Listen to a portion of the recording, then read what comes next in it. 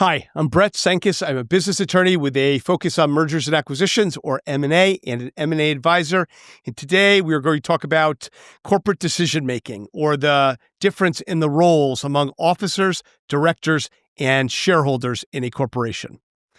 So under just well-established corporate law, there are roles, like in Delaware, for example, a long-standing body of law. Lots of the Fortune 500s incorporated in Delaware.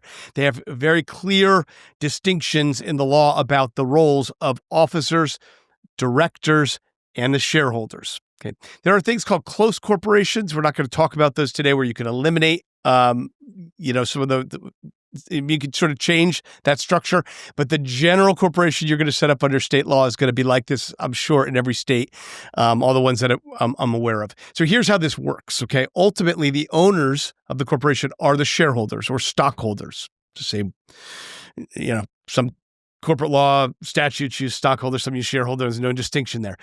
They are the owners of the business, okay?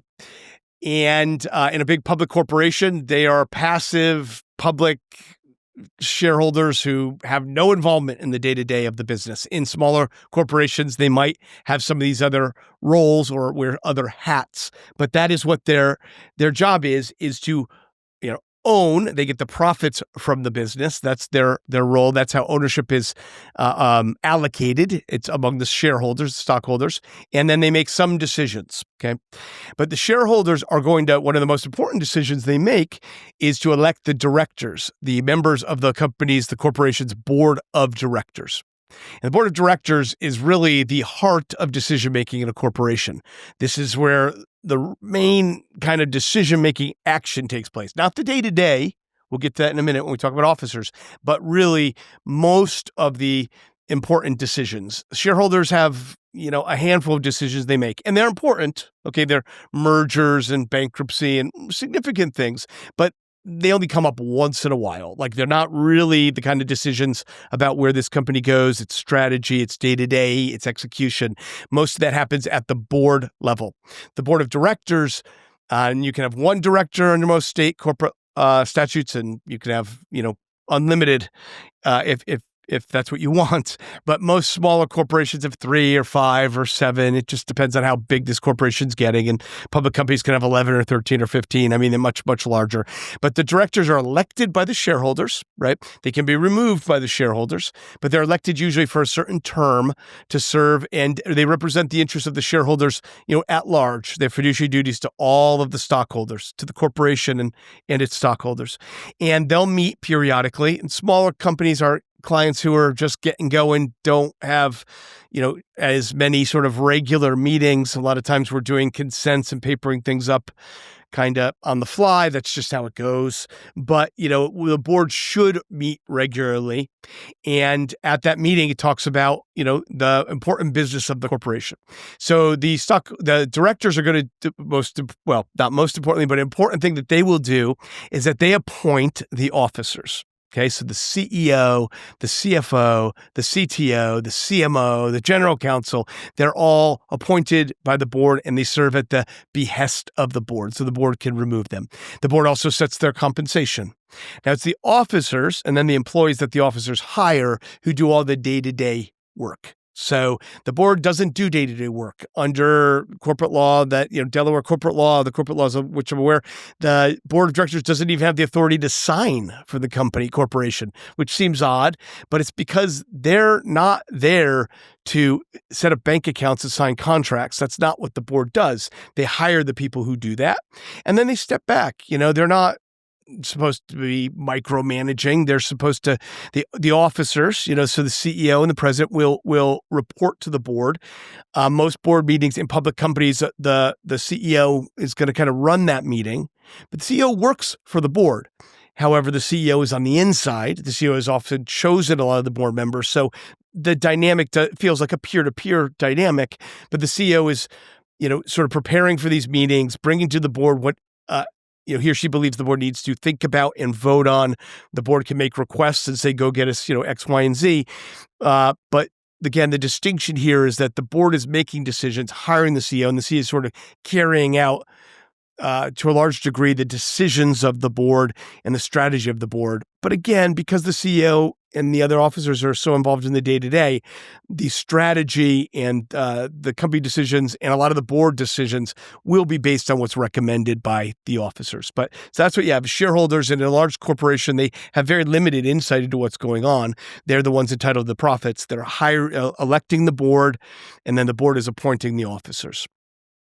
Boards are going to make decisions about important decisions that go to shareholders. The board will usually make a decision about that and then recommend a vote to the shareholders, like for bankruptcy or a merger of the corporation.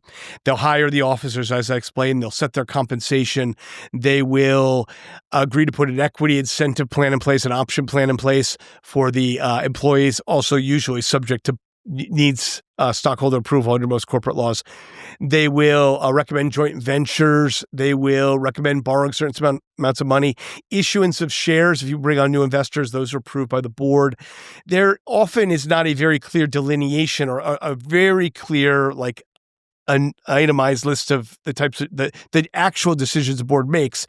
Some of this is based on what's material in this corporation. But certainly the things I've mentioned are going to be always again, there could be some weird niche state law I'm not aware of or something. But, generally speaking, this is always going to be a board decision, the things I mentioned. Settling up major litigation, would be a board decision. I mentioned joint ventures, a merger, selling the company, buying another company, investing in another company, all board decisions, maybe material contracts. Sometimes we'll get into specific delineations of these decisions in stockholder agreements and things. Now, sometimes, although it's not done under the general corporate law statutes, we'll delineate decisions like in stockholder agreements and agreements with investors. These types of things need board approval. These types of things need stockholder approval. So there might be we might say any contract over this amount requires board approval, but that just sort of depends. And again, that's going to depend on the company. It's oftentimes we're using in English law, U.S. contract law, which is based on English law, we tend to use words like reasonable or material. So material contracts might be approved by the board. What does it mean to be material? That's ultimately decided on the back end if there's a dispute by a court or arbitrator, by a jury or a judge or an arbitrator. But it kind of means what's really significant. And there's rules of thumb, but there's no clear lines on that. That's the kind of thing that goes to the board. Otherwise, day-to-day contracts, they're going to let the officers and directors handle that stuff. Hiring the employees and setting the employees' compensation, the same thing. The board might require a budget, and then they approve a budget every year. And then if we're going to get out of step with that budget, particular line items in that budget are going to be out of, like, we're going to exceed them, then they might need officers and directors might need to come back to the board for approval, but otherwise be able to just kind of do their thing. So that's the distinction among these three things. Very well settled sort of distinctions under corporate law. And in a small corporation with, two people running a corporation, just if you and I start a corporation together, we're going to wear all the hats. We're going to both be shareholders, directors, and officers, right? And that's the point of a close corporation. You can eliminate some of that, but generally speaking, you're going to have all those things. And then, it kind of the thing about corporations versus LLCs, you do have to make these decisions separately and paper them just separately. It's not terribly difficult stuff, but it is important to recognize that there's different layers of decision-making. And as I said, directors don't sign contracts. They don't have the authority to do it, technically, which seems very odd. And it might be surprising to a CEO to say, what do you mean? Why do they get to set my salary? Because under corporate law, you work for them. They can replace you. It doesn't matter that you have a fancy title. The board of directors appointed you. And sometimes those things come up, and we have founders who find out that they've given away authority to a board. They're like, well, I'm the president. I ultimately get the decision-making. It's like, no, it doesn't work like that. It depends on the shareholders and who has the right to appoint those directors, who has most of the shares. But then those directors are going to decide whether or not you stay. So that's how that works. If you have questions, if they're general questions, feel free to drop one. Feel free to ask one below in the comments. If you have a specific question about your situation, you can reach me at clarity.fm/Brett Cenkus. That's down there in the description of the show. And I think we posted the beginning of the video. So feel free to contact me. That way you can get you should get a meeting with me same day, a call with me same day. So hope you enjoyed the video, and I appreciate you watching. Thanks.